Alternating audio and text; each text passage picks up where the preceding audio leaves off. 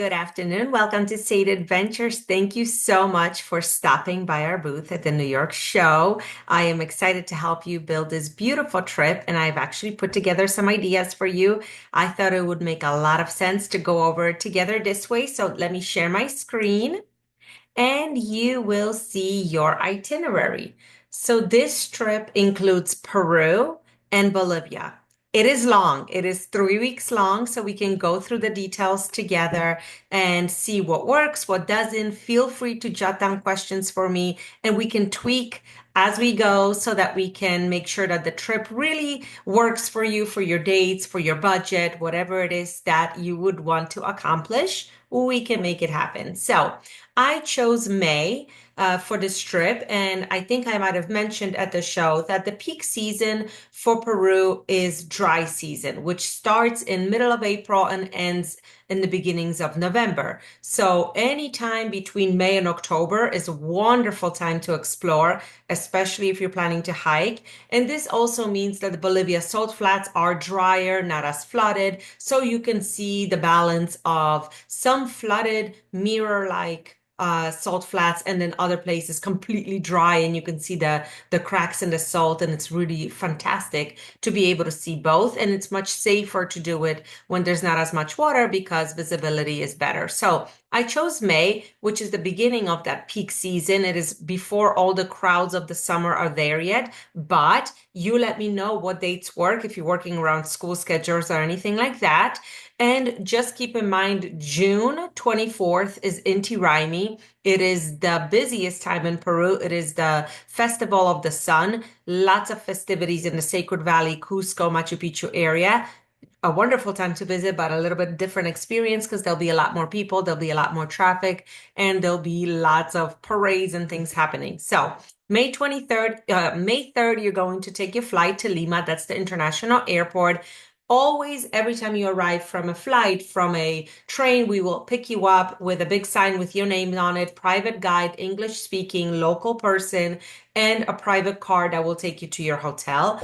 I handpicked some hotels for you on this itinerary. Majority of them are 5 star, and then when we're in where we're in Bolivia, they're going to be more like 4 star because Bolivia doesn't have 5 star properties yet. So some of them are quite interesting properties, and we can get to that.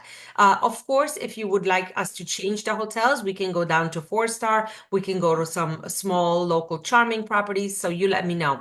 This hotel in Lima that I chose, I specifically chose it for the location. It's right on the ocean. It's walking distance to Larcomar, to the Lovers Park, to the market. So it's a really well located property. It's fresh, new. It has a rooftop restaurant and a pool, so it's a nice place to kind of hang out when you have some free time. So your first day you're arriving, and your second day in Lima, we're going to see the best of Lima. But the way I like to do it is on a walking foodie tour. So you're tasting your way along the way. So you're going to see some highlights, but you're going to go into the market and have, fresh juice, and you're going to go into the ruins and have some snacks there, and you're going to see a pisco sour presentation at one of the top restaurants, and so on and so on. And that will give you a good idea of walking around, immersing yourself in the culture as well as the food. Of course, if you want a traditional tour of the cathedral and the main tour, main square, you let me know and we can tweak it and add it to the day.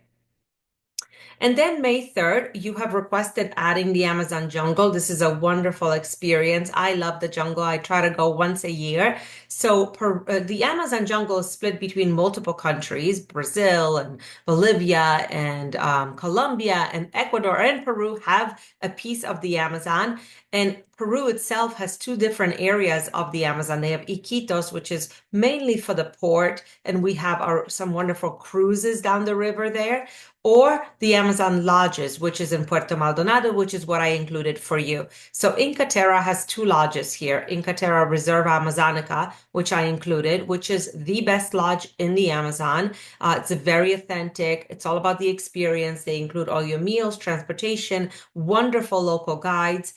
They do have a smaller sister lodge a little bit closer to the village. and that one is called Hacienda. So if you want something a little bit more simple, maybe budget wise, we can definitely switch it and still be in this area and still have the same adventures and excursions, but be in a different lodge. So you let me know. For you and your daughter, we've included two beds in all of the hotels. So even if the pictures show one bed, don't worry, we will always do a double room. This is what it would look like. And I mean, Inca Terra has thought up every detail you need, and they will take great care of you. This is not a zoo, it's not a sanctuary, it's a national park. It is the wild. So you never know what animals you might come up with across your way. But there's lots of adventures, lots of active things like hiking, kayaking, or canoeing. You could go fishing for piranhas. You can go swimming in the river. So lots of fun things that you can do. I've taken my children to the Amazon many times, and this is one of our favorite part of South America for sure. So you're going to be there for 3 nights. And then on May 8th, we're going to start the Inca Triangle. We're going to take a flight from Puerto Maldonado in the Amazon, about a 40-minute flight to Cusco. And Cusco is at high altitude. It is your first experience with high altitude. So we want to whisk you away right away and go to Sacred Valley, which is 2,000 feet lower. It makes a difference. It allows you to breathe easier, acclimate faster, and you want to be well acclimated because we're going to be hiking the Inca Trail. So May 8th, after arriving, we're going to go right to Sacred Valley and we're going to visit some sites that are visually stunning, but don't require you to do a lot of walking, like Salineras, which are Inca laboratories and Inca salt mines, which are still worked on by the local communities here. So you will see lots of bustling activities in the salt.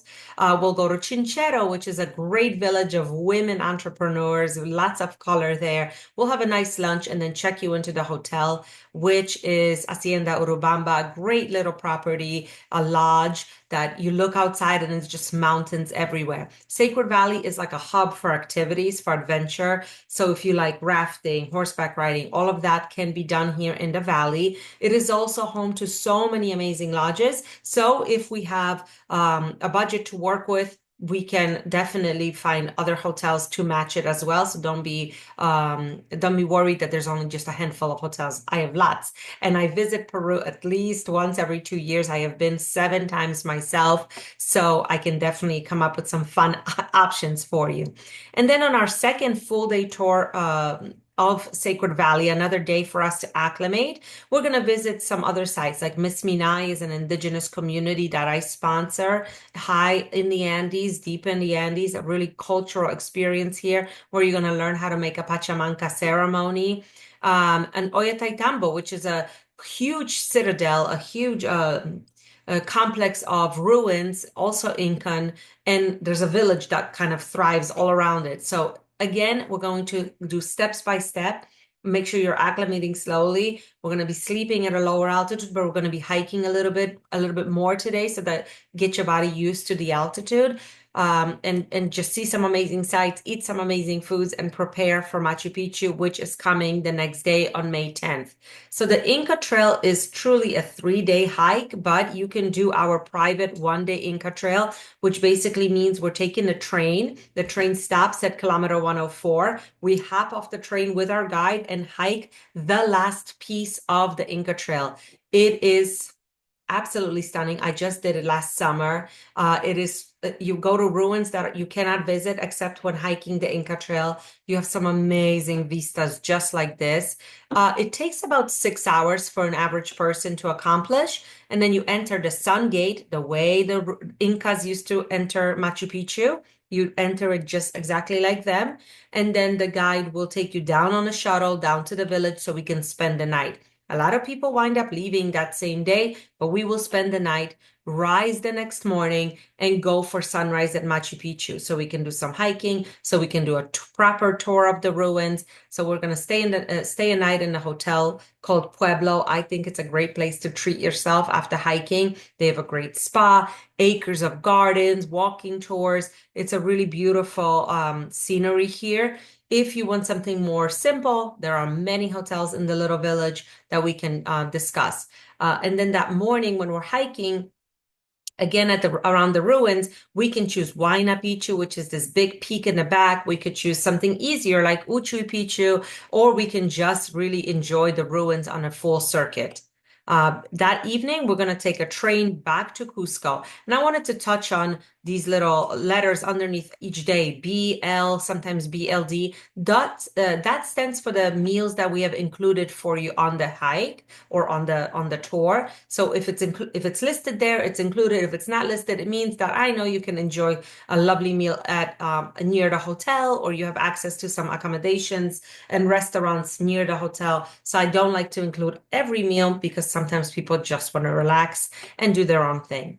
So then in Cusco, we're going to stay 3 nights. Now that we're fully acclimated, we've done the big hikes. We will enjoy the city itself, which is great. You could probably spend a week in Cusco and really enjoy it because it's a really fun city. I'm not a big fan of chain hotels, but the Marriott did something really great here. They took an old convent and made it into a proper hotel. Everything they found while they were excavating is inside their museum, inside the hotel. They have monks doing tours in the evenings by candlelight. They have the Chinchera ladies come in the mornings with their llamas and alpacas. So it's a very lively atmosphere. I really like it. Very well located, centrally located. So it's a great property for 3 nights, especially after roughing it on the hike.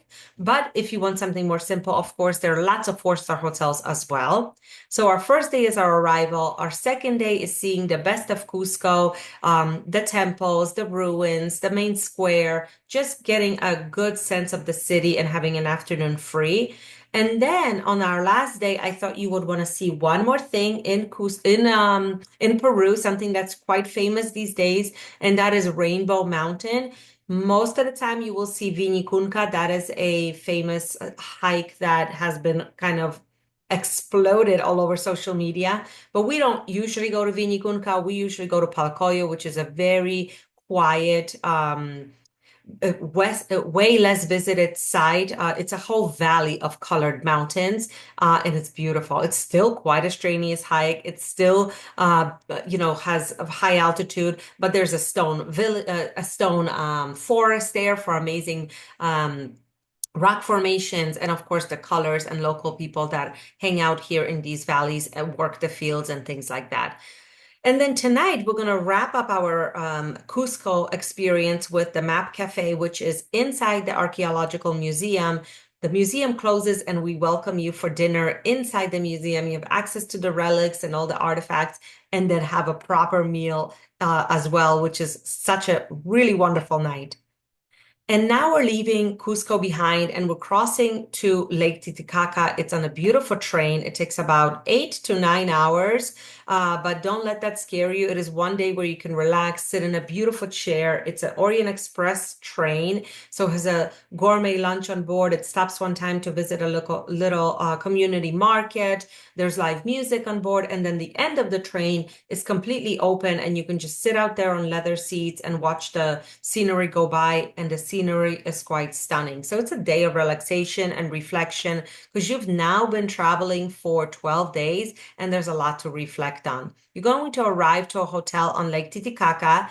You're going to spend there 2 nights. So the first day is your arrival day, and then the next day we're going to see the highlights of Lake Titicaca. And I always suggest people visit Lake Titicaca because when you're in Cusco, you see the Inca history and what it was like. But on Lake Titicaca, you see thriving communities that live the same way they have for many, many generations, hundreds of years. They live on these floating islands, and as well as Tequila Island, which is a proper island. And you will learn all about life here on the lake, which is unlike anywhere else in the world. And it's quite interesting. So you'll spend 2 nights on the lake before my Bolivia team picks you up. So you say goodbye to my Peruvian team, and my Bolivia team will pick you up, and we'll do a lake crossing all the way to La Paz, which is in Bolivia. So when you do the lake crossing, right away you're in Copacabana, which is in Bolivia. Then you'll visit Sun Island, Moon Island, and all the sites on the Bolivian sides, which is what Peru was probably 50 or 70 years ago.